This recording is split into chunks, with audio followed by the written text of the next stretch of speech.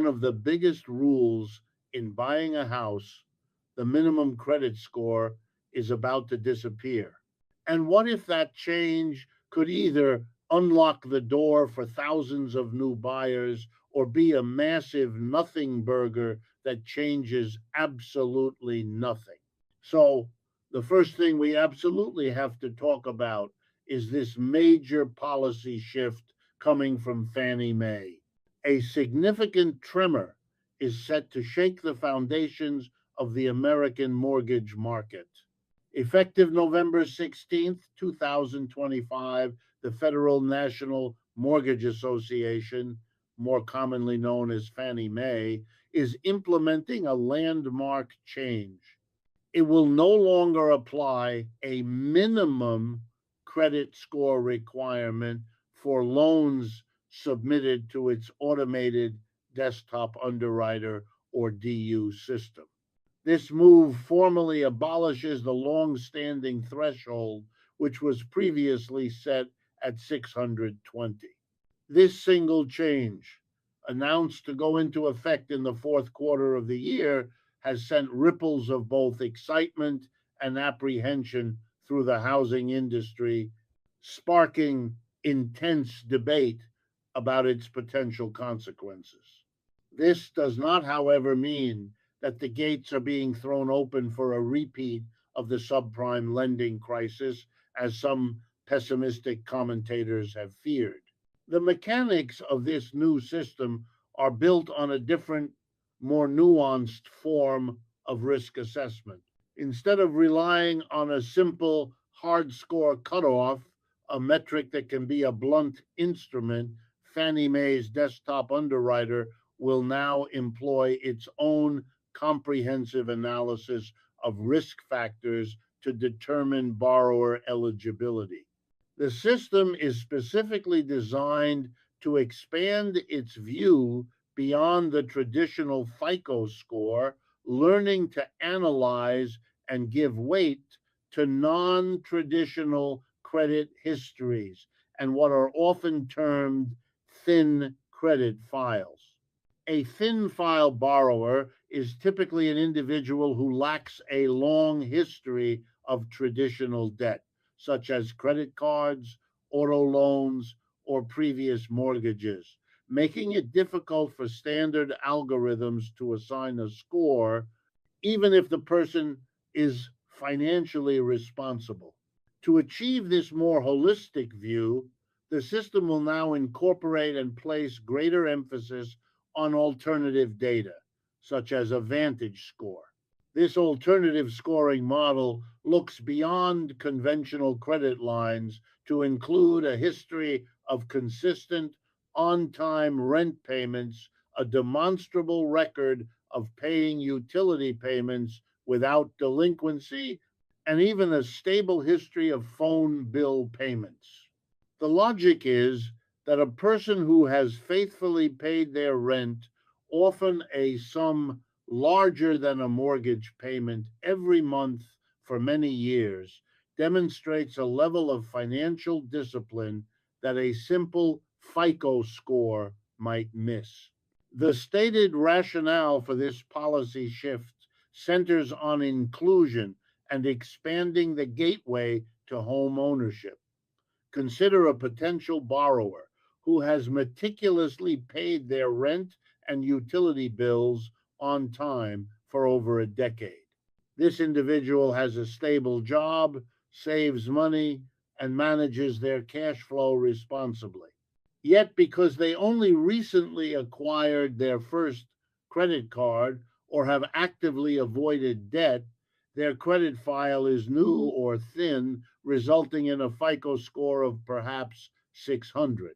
Under the old rules, this individual would have been automatically disqualified by the DU system, their application rejected before a human underwriter ever saw it, despite their strong real world history of financial responsibility. Under the new rules, this borrower could be included. Their consistent rent payments would be recognized as a powerful compensating factor, allowing the system to grant an approved divided by eligible finding, thus opening a door that was previously locked shut. This policy change is also a direct response to a troubling trend in housing affordability, the rising median age of first time homebuyers. According to recent industry reports, this median age has now reached 40 years old. This is the highest it has been in 45 years of tracking this data. To put that in perspective, just 5 years ago, the median age was 33. This 7 year jump in just 5 years illustrates a significant barrier to entry for younger generations who are often saddled with student debt and face high home prices, making it difficult to build a traditional credit file and save for a down payment simultaneously. Fannie Mae's move is, in part, an attempt to create a new pathway for this exact demographic, recognizing that their financial lives often don't fit into the neat boxes created 50 years ago. Before this change, it is helpful to understand what Fannie Mae actually does. Fannie Mae, along with its counterpart Freddie Mac, are not direct lenders. A consumer cannot walk into a Fannie Mae office and apply for a loan. They are giant, federally backed enterprises known as government sponsored enterprises, GSEs, that operate in the secondary mortgage market. Their primary function is to provide liquidity to banks and other primary lenders. When a bank issues a mortgage to a home buyer, they don't typically hold that loan on their own books for 30 years. Instead, they sell that qualifying mortgage to Fannie Mae. This transaction gives the bank fresh cash, which it can then use to issue another loan to another home buyer. Fannie Mae, in turn, packages these thousands of loans together and sells them to global investors as mortgage backed securities, MBS. This entire system is what allows a lender in Ohio to offer the same 30-year fixed rate mortgage as a lender in California. And because Fannie Mae is guaranteeing these loans to investors, it has historically set the standardized requirements, like the 620 credit score that all banks must follow if they want to sell their loans.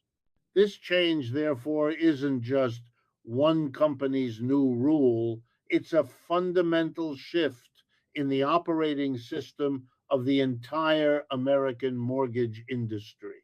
Now, before everyone gets too excited and thinks this is a return to the Wild West of lending, we need to cover the sobering reality of why this is not a market free for all. However, before proclaiming this a new era of easy credit, it is crucial to understand the powerful market based guardrails that remain firmly in place. This policy shift is far from a market free for all, primarily due to the complex and costly financial penalties built directly into the conventional loan system. Any excitement from potential low score borrowers should be tempered by this financial reality. The most significant of these guardrails is the loan level pricing adjustment, or LLPA. LLPAs are, in simple terms, fees that Fannie Mae charges lenders based on a borrower's specific risk profile. This profile includes the credit score, the loan to value ratio, LTV, the property type, for example, a condo versus a single family home, and the loan's purpose, a purchase versus a refinance. These fees are not absorbed by the lender. They are passed directly to the borrower in the form of a higher interest rate or upfront points. This is essentially risk based pricing. The higher the perceived risk, the higher the price of the loan. The current LLPA matrix already demonstrates severe and often prohibitive penalties for lower credit scores. For instance, even under the old rules, a borrower with a score just below 639 and a low down payment could face an adjustment of 2.25% or more. This adjustment is not the interest rate itself, it is a fee that buys the rate. A 2.25% fee translates to a significantly higher interest rate, often a full percent or more above what a high score borrower would receive. Lenders and mortgage experts are now bracing for the new LLPA matrix that will accompany this policy change. While Fannie Mae is removing the minimum score for approval, it is not removing its price for that risk. It is widely expected that the new LLPAs for scores below 620 will be exceptionally high, in the range of 3 to 4% or even higher. A 4% LLPA would make the resulting conventional interest rate so uncompetitive that it would be practically unaffordable for the very borrower it's intended to help. This financial reality leads to a straightforward and critical conclusion. For the vast majority of borrowers with a credit score of 620 or lower, the Federal Housing Administration, or FHA loan, is still the superior option. This new Fannie Mae rule does not change that. FHA, which is a government agency, offers a loan program that is specifically designed for lower credit borrowers and first time homebuyers. Because FHA loans are government insured, the program does not have the same severe risk based LLPA structure as conventional loans. A borrower with a 600 credit score will likely receive an FHA interest rate that is dramatically lower, perhaps by a full percentage point or more than the conventional rate they would be offered under this new Fannie Mae policy. Therefore, while the rule change generates headlines, its practical application for low score borrowers will be minimal. Any mortgage professional will still and correctly guide that borrower to an FHA product. But the financial disincentives of LLPAs are not the only barrier. There are several other hurdles that will prevent a flood of risky loans. First, there is the hurdle of PMI approval. Even if Fannie Mae's DU system grants an approved divided by eligible finding for a loan with a 600 score, if that borrower is putting down less than 20%, which is almost a certainty, a private mortgage insurance PMI company must also approve the borrower. PMI companies are private for profit entities that insure the lender against loss if the borrower defaults. They have their own risk standards and underwriting guidelines, and they are notoriously more conservative than Fannie Mae. It is highly unlikely that a PMI company will be eager to insure a loan for a borrower with a 600 credit score, regardless of what the DU system says. Their refusal to issue insurance would kill the deal, full stop. Second, this new rule only affects Fannie Mae. It does not prevent individual banks and lenders from imposing their own minimum credit scores, known as overlays.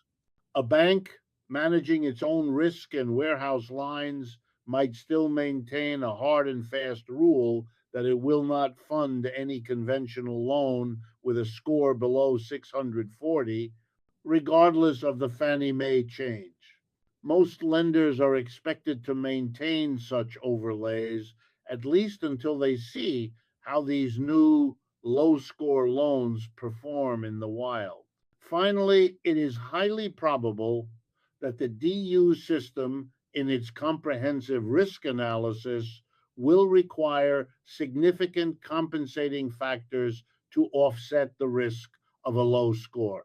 While it may no longer auto deny a 600 FICO, it will likely issue an approval that is conditional on other strengths. These might include 12 or more months of cash reserves, meaning the borrower must have a full year of mortgage payments saved in the bank after closing, an extremely low debt to income ratio, or a very large down payment. Most thin file or low score borrowers who are struggling to get into the market will not have these significant compensating factors, making the new approval pathway a road few can practically travel. Of course, as soon as you hear loosening credit, everyone's mind flashes back to 2008. So let's take a minute to debunk that comparison. Whenever rules around mortgage credit are loosened, even slightly, the specter of the 2008 financial crisis is inevitably raised. The headlines write themselves: Fannie Mae removes credit scores. Are we headed for another crash? This reaction is understandable, but a closer look at the facts reveals that the current situation is fundamentally and structurally different from the one that led to the global financial crisis. The 2008 crisis was fueled by a toxic combination of rampant speculation, predatory lending, and fatally flawed loan products.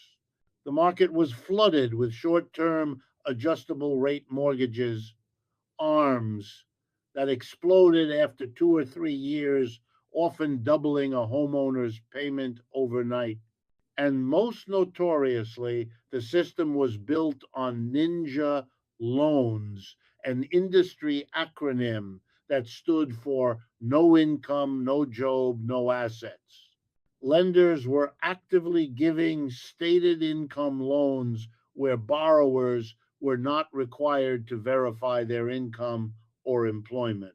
It was a house of cards built on the assumption that home prices would rise forever, allowing anyone to refinance before their payments adjusted. When prices stalled, the entire system collapsed. Today's market, while facing its own severe affordability challenges, is built on a different, more stable, if expensive, foundation. The recent dramatic run up in prices over the last 5 years was not caused by toxic loan products. It was caused by the opposite: record low 30-year fixed interest rates. These ultra low rates, combined with a severe housing shortage and a pandemic driven demand for more space, created a surge of highly qualified buyers who locked in fixed affordable payments. The key difference is this: today's borrowers are still fully vetted. The ninja loan is extinct. In the post 2008 world, the ability to repay and qualified mortgage rules were implemented, legally requiring lenders to verify with W 2s, tax returns, and pay stubs that a borrower can actually afford their payment. Fannie Mae's new rule does not remove a single one of these requirements. A borrower with a 600 score will still have to prove their income, verify their employment, and show they have the assets for their down payment. This is not a loosening of verification standards. It is simply a change in how the system assesses credit worthiness, moving from a single FICO score to a broader basket of data. Now, this Fannie Mae change is concrete, but it's also sparked conversation about other more speculative proposals to solve the locked in housing crisis. While Fannie Mae's change is a concrete, though modest, policy shift, the current affordability crisis has given rise to other, more speculative and radical proposals designed to solve a different problem. The locked in seller. Two of these ideas have gained significant attention: portable mortgages and 50-year loans. The most talked about of these is the portable mortgage. This concept, which was reportedly floated by the Trump administration as a potential policy, would allow existing homeowners to take their current low rate mortgage, perhaps at 3%, with them when they move to a new house. The pro of this idea is that it would theoretically unlock a massive amount of housing inventory. Right now, millions of homeowners who would otherwise sell to upsize, downsize, or relocate are golden handcuffed to their homes. They refuse to sell because doing so would mean trading their 3% mortgage for a new one at 7%, a move that would double their monthly payment even for a similarly priced home. A portable mortgage would solve this, allowing them to sell their starter home to a first time buyer and move, thereby increasing market churn and inventory.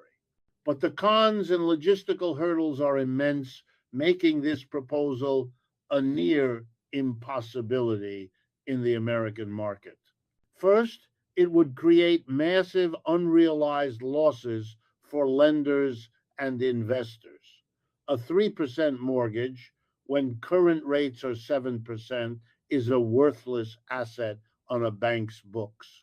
Lenders and investors are only willing to hold these low yield loans because they expect the average loan to be paid off in 7 to 12 years when the homeowner moves. If these loans suddenly became portable and could be held for their full 30-year term, it would create a balance sheet crisis for the entire banking system. This is the very duration risk issue that led to the collapse of institutions like Silicon Valley Bank. Second, to compensate for this new massive risk, lenders would be forced to raise interest rates for all new borrowers. A new mortgage in a portable world might carry a permanent risk premium, making affordability even worse for first time buyers. Third, and perhaps most importantly, it conflicts directly with the due on sale clause, which is a standard legally binding clause in virtually every American mortgage. This clause mandates that the loan must be paid off in full upon the sale or transfer of the property. To make mortgages portable, you would need to retroactively rewrite tens of millions of existing legally binding contracts. This would face insurmountable legal challenges. Proponents of portability often point to Canada, where mortgage porting is common. However, this comparison is fundamentally flawed. The Canadian mortgage market is structured differently. Canadians do not have 30-year fixed rate loans. Their mortgages are typically fixed for only 1 to 5 years, after which they reset to the current market rate. For a bank, porting a 3-year-old loan with only 2 years left on its term is a minimal risk. Porting a 3-year-old American loan with 27 years left on its term is a catastrophic one. A second proposal that occasionally surfaces is the 50-year mortgage. The idea is simple: extend the loan term from 30 years to 50 years, which would, in theory, slightly reduce the monthly principal and interest payment. Lenders, however, would not simply eat this extended risk. They would charge significantly higher interest rates for a 50-year loan to compensate for the delayed return on their capital and the increased risk of default over such a long timeline. Any small savings in the monthly payment would likely be offset by the higher interest rate, and the borrower would build equity at a glacial pace. This proposal is widely seen as a gimmick, not a serious solution, as it would likely only increase demand further and push home prices even higher. Okay, so if the Fannie Mae change isn't a silver bullet and those other ideas are long shots, what's the actual state of the US housing market for buyers and sellers today? So, if the Fannie Mae change isn't a silver bullet and the speculative proposals are unlikely, what is the actual state of the market for buyers and sellers today? After years of frantic bidding wars and vertical price appreciation, there are clear signs of a market slowdown and a return to a more balanced, if still expensive, environment. Housing inventory, while still low by historical standards, is higher than it has been in the past several years. More importantly, the days on market, DOM, the time a house sits for sale before accepting an offer, is ticking up. As inventory sits longer, more sellers are being forced to reduce their asking prices. The era of list on Thursday, 20 offers by Sunday is over in most of America. The market, however, remains intensely hyper local.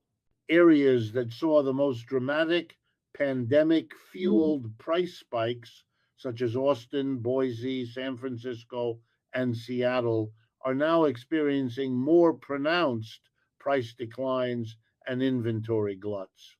Meanwhile, more stable, affordable markets in the Midwest and parts of the Southeast continue to see modest price growth. This cooling market, combined with nervous sellers, presents opportunities for savvy buyers who were shut out for the last 3 years. Foreclosures, while not at the crisis levels of 2008, are available. More importantly, sellers are now willing to negotiate. Buyers can once again ask for inspections, appraisals, and seller concessions. A significant bright spot for buyers is new construction. With rising interest rates, builders have seen their customer traffic fall off a cliff. To move their standing inventory, they are offering significant incentives. This includes paying for all or most of the buyer's closing costs, which can often be 3.5% of the loan amount, or providing upgrades like free appliances. The most powerful incentive, however, is the interest rate buy down. Large builders often have their own mortgage companies, and they are using their cash to buy down the interest rate for their customers. For example, a builder might offer a 1.9% rate for the first year of the loan, a 2.9% rate for the second year, before the loan locks at a permanent and still below market 4.9% for the remaining 28 years. For a buyer who can find a new construction home they like, these incentives can make a new home significantly more affordable than a comparable existing home on the open market. But even with these builder incentives, a question remains. If the demand has been so high for so long, why are we still in this mess? Why didn't builders just build more? This brings us to the core structural problem that underpins this entire affordability crisis: the chronic, decade long undersupply of new homes. This isn't a problem that started with the pandemic. It's a deep seated issue that Darb been building for over a decade. First, we have to understand the psychological hangover from the 2008 crash. That event didn't just wipe out homeowners, it bankrupted thousands of home builders. The builders who survived, particularly the large publicly traded ones, vowed to never be over leveraged again. They fundamentally shifted their business model. The era of building thousands of speculative homes, building them on the assumption that buyers would come, died. It was replaced by a much slower, more cautious model of building almost exclusively to order, meaning they wouldn't break ground until they had a signed contract from a qualified buyer. This risk averse strategy was great for their stock prices, but terrible for national housing inventory, as it put a hard ceiling on the pace of new construction, ensuring it would never again run ahead of demand. Second, and perhaps the most significant factor, is the regulatory thicket of local zoning laws and the not in my backyard or NIMBY movement. Across the vast majority of American cities and suburbs, it is simply illegal to build anything other than a single family detached home.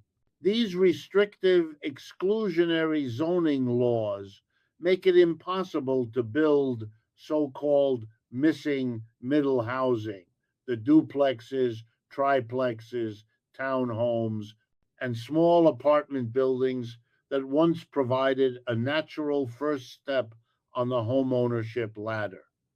Any attempt by a developer to build more densely is often met with fierce resistance from existing homeowners.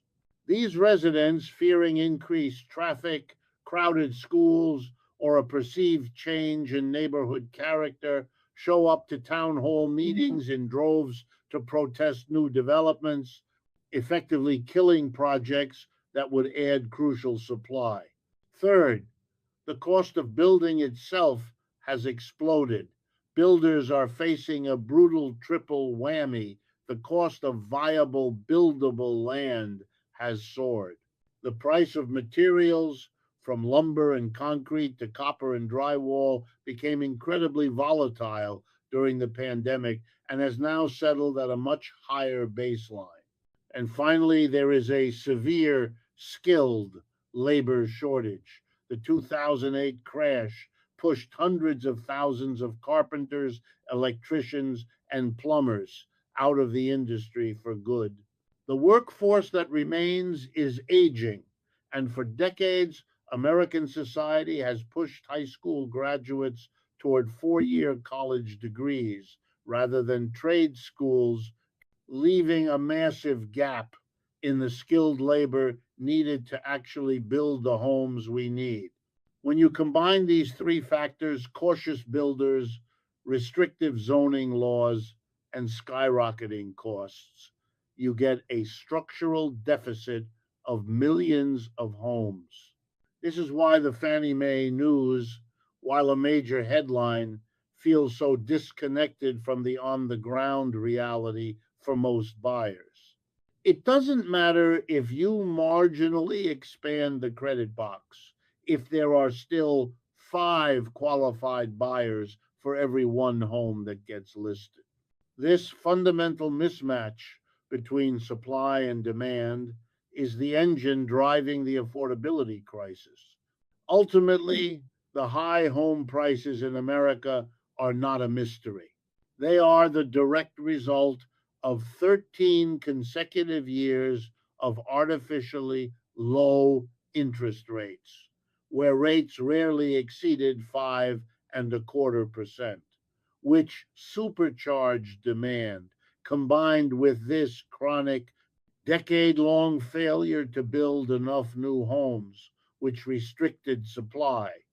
The only true long term solution to the affordability crisis is to increase housing supply by addressing these deep structural problems. So, to wrap it all up, the American housing market is at a complex crossroads. The Fannie Mae policy shift is less a revolution and more a technical evolution, one whose real world impact will be severely muted by market based pricing, LLPAs, and the continued superiority of FHA for its target audience. The fears of a 2008 style repeat are largely unfounded, as the underlying structure of today's lending, with its full verification of income and assets, is fundamentally sound. As for the more creative proposals like mortgage portability, they remain logistically improbable in the American financial system. The market is cooling and opportunities are emerging for patient buyers, but the only thing that will make a lasting difference is to address the root cause. We simply need to build more houses.